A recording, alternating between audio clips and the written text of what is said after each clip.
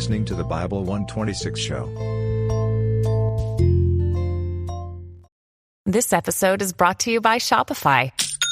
Forget the frustration of picking commerce platforms when you switch your business to Shopify, the global commerce platform that supercharges your selling wherever you sell. With Shopify, you'll harness the same intuitive features, trusted apps, and powerful analytics used by the world's leading brands. Sign up today for your $1 per month trial period at shopify.com/tech, all lowercase. That's shopify.com/tech.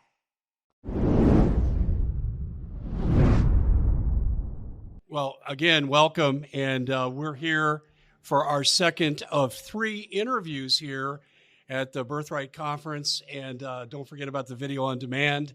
It's fantastic. It's certainly going to be part of what I do, and we have a terrific guest here for you today, Joe Allen, and we're going to be talking about transhumanism. And just for clarification for this segment, Dave Hodges, The Common Sense Show, my broadcast partner on the Doug and Dave Intel Report, Doug Thornton, and also he has a great show called American Vindicta.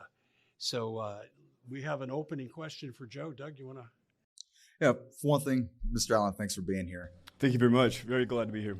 And I had a question that I think most of us have to ask, but not very many people have the opportunity to ask. When does transhumanism become too good to be true? Well, is it good? That's the first question. And I think anybody who enjoys their smartphone would have to say yes if they were being honest with themselves. Smartphone, I think, has transformed human psychology and human society irrevocably. And it's one of many incremental steps towards the ideal of human-machine symbiosis. Now, when is it too good to be true? If you mean by that, how far have they gone so that they've put an ideal up that can't be realized? I think there are 2 major barriers there. The first is technical. Can you create an artificial intelligence that resembles human intelligence, its richness, its perception, its conscience? And that's an open question, can you? I mean, the prediction that artificial intelligence would be sentient that is most famous, Ray Kurzweil, 2030. I would say that that's pretty aggressive. The prediction that Elon Musk gave to Joe Rogan, that within 10 years, human beings would be able to communicate with nothing but symbols through a Neuralink in their heads. He had predicted that to be around 2030, 2035. I think, again, probably unobtainable, at least in that timeline.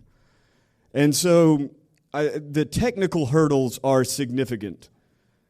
Now, for me, I think that if we just stay where we're at now, we're already in a bad situation.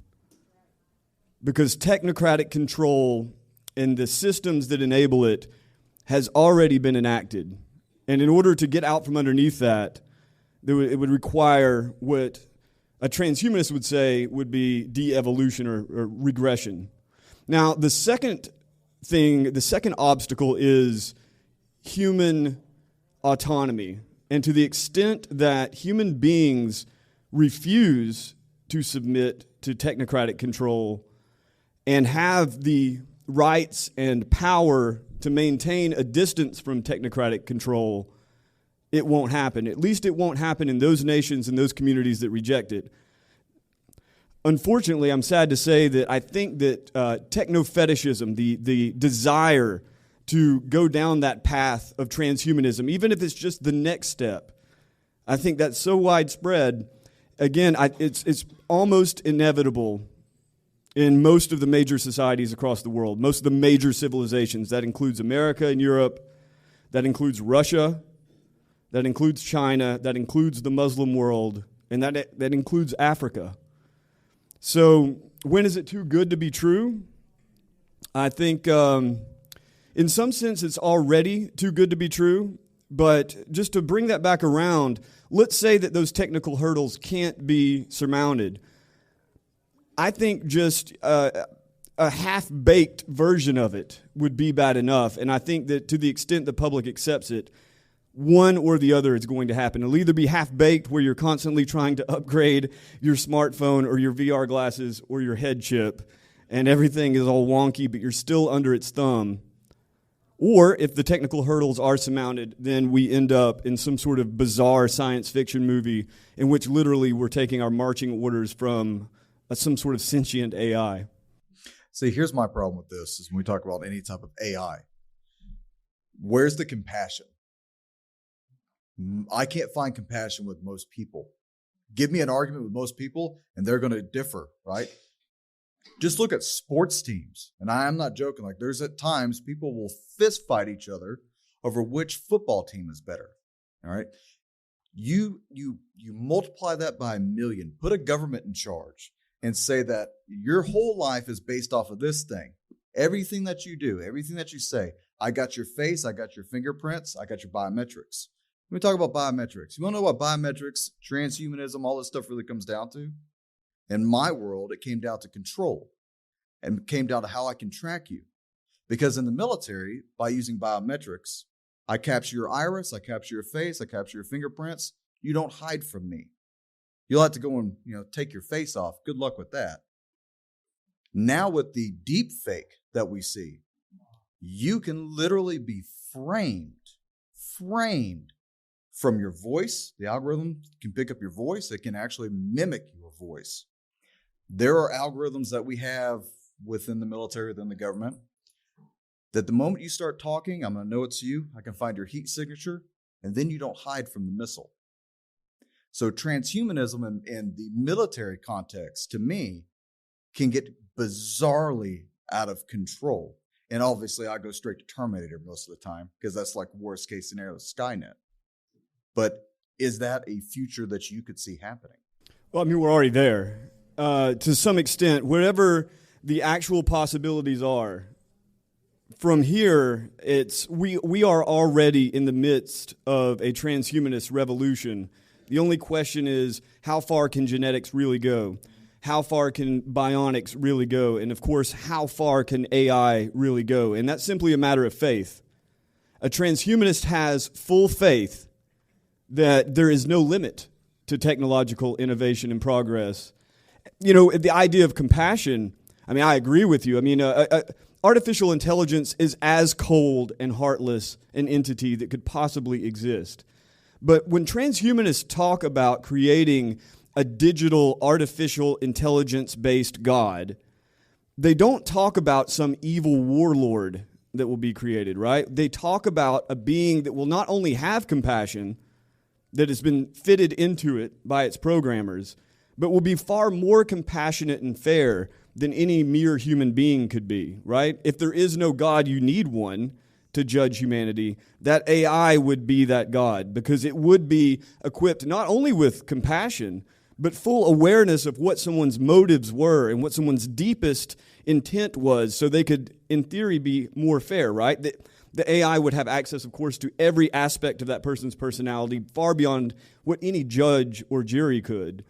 And so it's a really difficult subject in some ways, because I spend so much time reading transhumanist literature that I don't want to come off like I'm defending them, because I am lifelong in opposition to this movement. But from their perspective, when you talk about cybernetics, you're talking about control, right? At the root of cybernetics is control, to steer. But when they talk about control, they mean humans controlling nature, humans controlling themselves, humans controlling machines. And while it's baked in, but not oftentimes mentioned overtly, they're talking about humans controlling other humans. So from the positive perspective, what they're talking about, cybernetics, humans through technology, through digital or mechanical technology, are able to exert control that is unprecedented. But I think the way I perceive it is that control will always lay in the hands of an elite. And so to the extent that they are able to control nature, and particularly to the extent that they are able to control psychologies, societies, and economies, the control is always going to be on a submissive level from our perspective. So it may be very handy for you to be able to lift your way to downtown Nashville. I did today. I downloaded the app today, actually, to do it. I did today. But now that's one data point.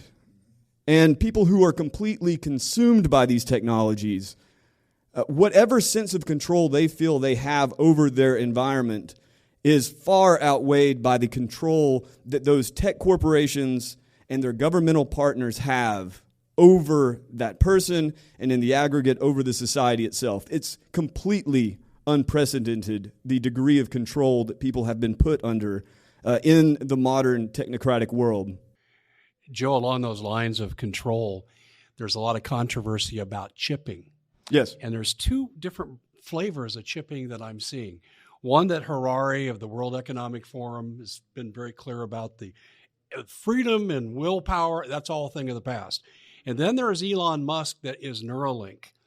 And what I'm wondering, and I'd like you to respond to this, you have the one coming out of the digital ID, the digital economy that's probably coming here if we can't stop it. And then you have Neuralink. Does Elon Musk see himself as someone who can use the chip in benign and helpful ways without going down the dark prognostications and revelations with the mark of the beast? Is there a big difference between the two, or is it two flavors or two wings of the same bird? In my own view, it's the latter, but that requires certain projections on my part insofar as the motive of the people we're talking about. Like in the case of Yuval Noah Harari, if you take Yuval Noah Harari just by the slivers of statements that oftentimes get spread online, it sounds like he's promoting this, right?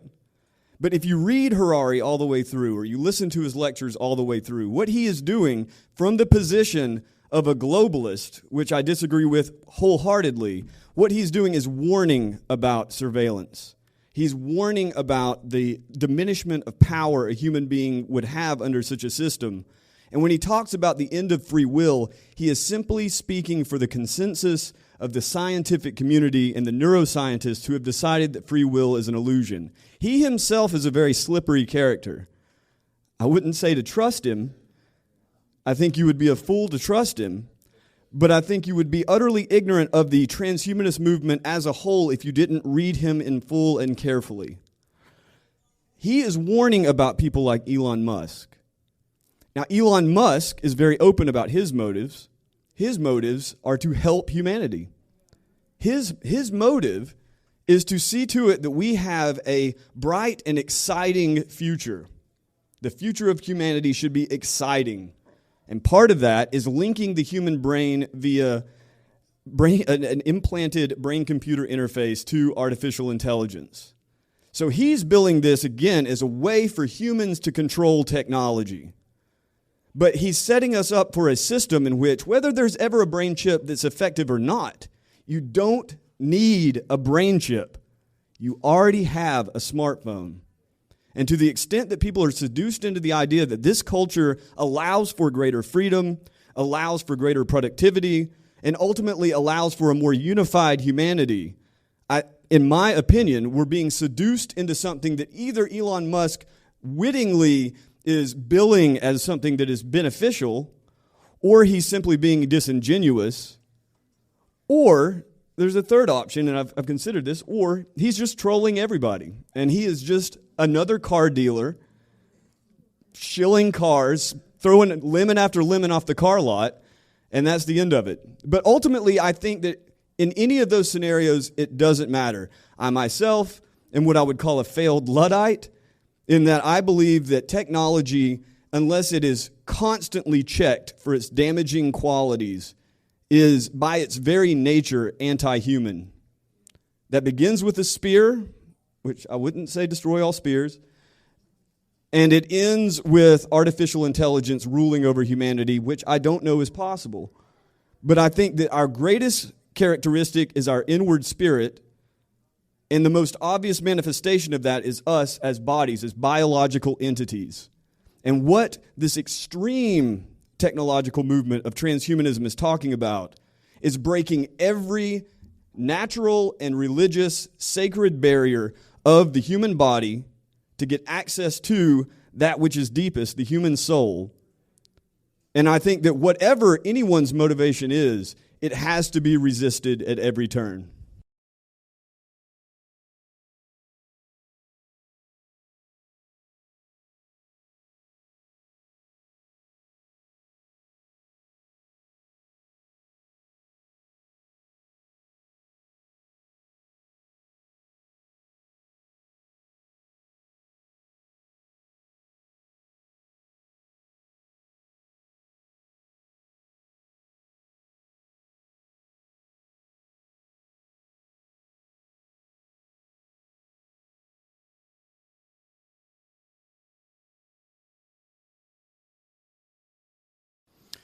Well, again, I think that has already occurred in the progression from the Enlightenment through the Renaissance and then, of course, the scientific revolution and the Industrial Revolution.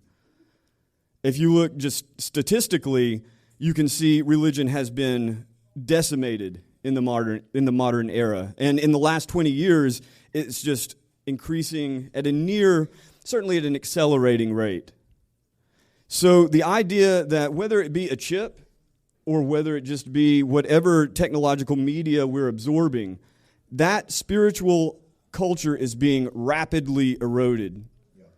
And so I think what you're seeing more when you look at Klaus Schwab or any of the other sorts of technocratic, techno-fetishist characters, Parag Khanna, including in some sense Yuval Noah Harari and certainly Kai-Fu Lee, what you see is not necessarily in their messaging an anti-religious message. What they're talking about, they're articulating a worldview that is to be the replacement for religion.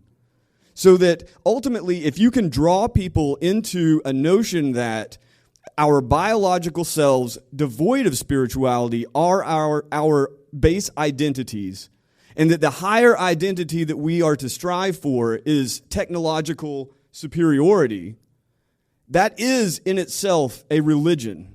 And when they speak about it with faith.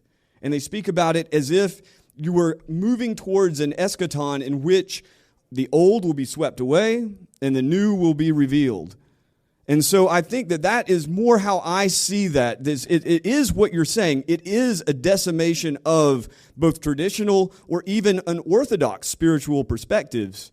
But it's not being done so anymore, by and large, by any kind of aggressive anti-religious campaign. They don't really need that anymore. Instead, the narrative, by and large, has shifted towards a positive narrative in which some technocratic or transhumanist or post-humanist, pick your term, some sort of new society, a new heaven, a new Jerusalem is being created here on earth, and that is what we are to strive towards. Again, you don't need anti-religion to get there. Religion is already weakened enough. And you don't get the resistance that goes with the stamping out of a religion. You don't get the equal and opposite effect, as I like to call it. Doug? No, I agree. It reminds me a lot of Ready Player One, that movie. It's the ability to capture people's mind and keep them captured. I think that's one of their great benefits of transhumanism. Well, ladies and gentlemen, you've been listening to the Doug and Dave Intel Report. Thank you very much for being here. Mr. Joe Allen, thank you very much for being here, educating us today. You can get this on the birthrightconference.com. That's the birthrightconference.com. Ladies and gentlemen, thank you very much. Thank you very much, Doug. Thanks very much as well. Yeah. Folks, the Birthright Conference was an extraordinary event. We filmed over 6 hours of content, including presentations from myself, Joe Allen, Gary Haven, and Mancow Muller, covering a variety of topics, such as theological perspectives on angels and how they relate to extraterrestrials, transhumanism and the post-human paradigm, UFOs and alien abduction, and the dehumanization and depopulation agenda of the globalist elite. The conference is now available for purchase in DVD, digital download, and long-term rental formats. Go to birthrightconference.com to secure your copy today.